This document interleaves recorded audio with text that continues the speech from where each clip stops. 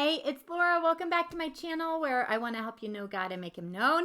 And this week we are in Matthew chapter 17.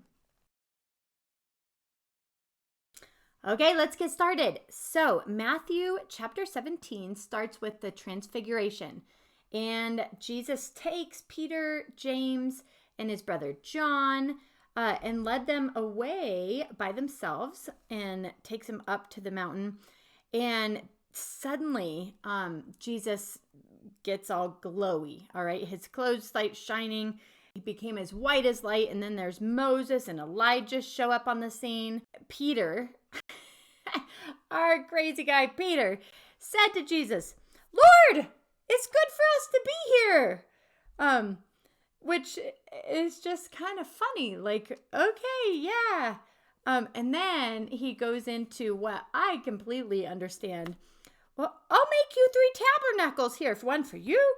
And he really starts talking about what he can do for God. But God doesn't have it. What does he do? He interrupts him. He interrupts Peter while he's talking, while he was still speaking. Suddenly a bright cloud covered them, and a voice from the cloud said, "This is my beloved Son. I take delight in him. Listen to him." How amazing. Listen. Stop jabbering about all what you can do for God. Listen. He must become greater. We must become less. It's not what we can do for God, but it's really about what Jesus did. God just stops him right there. When the disciples heard it, they fell face down and were terrified. Then Jesus came up. He touched them and said, "Get up. Don't be afraid." How sweet and tender of Jesus, where Peter just totally made a fool of himself. As gently, we can see God corrects Peter, lifts him up. They ask a bunch of questions, but they finally get it. They finally understand who Jesus is. Jesus is God. Flesh on, skin on, God in the flesh.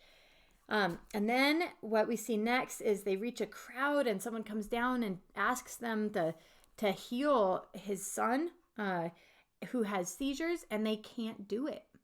They can't actually do it. And what is really interesting about this is we can see that a lack of faith and prayer and really disciplining our flesh keeps us from the mission that God has called us to. And instead, it leads to a life of self-indulgence. Right? We just talked about in the last chapter, taking up our cross. What happens when we don't? What happens when we don't take up our cross?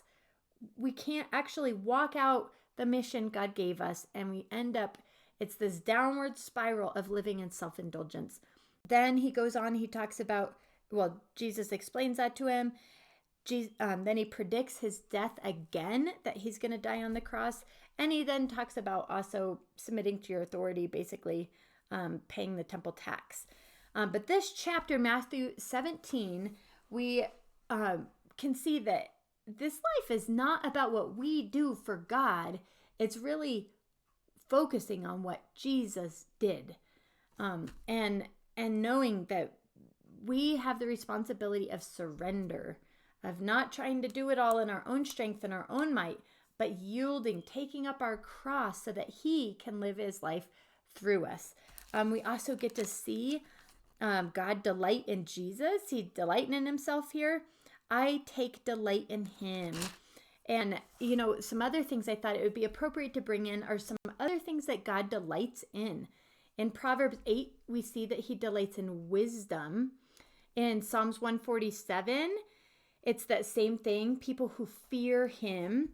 In Psalm 149, he delights in his people. In Proverbs 11, he delights in justice. Proverbs 11:20, he delights in those who walk blamelessly. Proverbs 12, those who deal faithfully.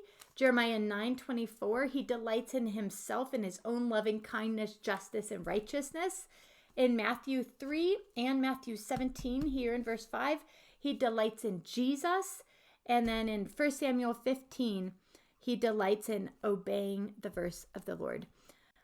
So let's delight in Jesus this week. Instead of thinking of us doing all these great things for God, live yielded. Take up your cross, live yielded. He must become greater. We must become less. All right, thanks for joining me in this video. Please like and subscribe down below, and I'll see you next time. Bye-bye.